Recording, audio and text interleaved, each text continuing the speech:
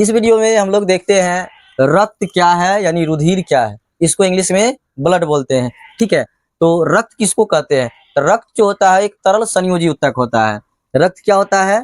तो रक्त जो है, रक्त एक तरल संयोजी ऊतक है।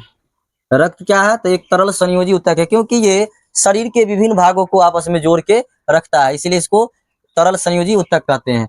ठीक है, इसका रंग जो होता है, इसका रंग वो लाल होता है। इसका रंग कैसा होता है? लाल होता है। किसके वजह से? तो हीमोग्लोबिन के वजह से। हीमोग्लोबिन के वजह से कैसा होता है? इसका रंग लाल होता है। ठीक है, इसका रंग लाल होता है। इसका पीएच मान जो है, इसका पीएच मान वो 7.4 होता है। यानी रक्त का पीएच मान कितना होता है? 7.4 होता है। इसलिए यह होता है, इसलिए यह क्या है? इसलिए यह एक क्षारीय यह एक क्षारीय तरल पदार्थ है। यह एक क्षारीय तरल पदार्थ है। ठीक है, रक्त जो होता है, रक्त का 2 भाग होता है। रक्त के कितने भाग होते हैं? तो रक्त के 2 भाग होते हैं।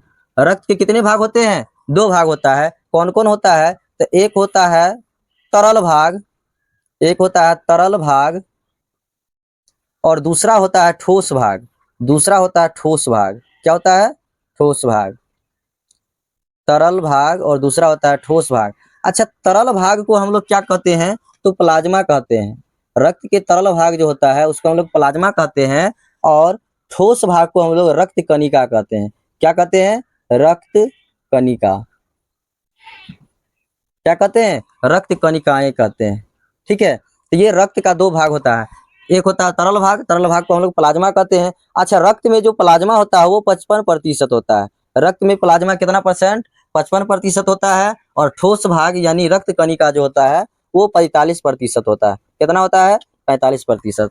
ठीक है, तो ये अब रक्त का जो ये ठोस भाग है, इस ठोस भाग को 3 भागों में बांटा गया है। कितने भागों में? 3 भागों में बांटा गया है। एक है आरबीसी, दूसरा है डब्ल्यूबीसी, और तीसरा है प्लेटलेट्स।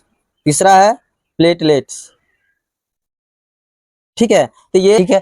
यदि यह वीडियो आप सभी लोग को पसंद आया होगा तो वीडियो को लाइक कीजिएगा और चैनल को सब्सक्राइब कीजिएगा और इसे ज़्यादा से ज़्यादा शेयर कीजिएगा।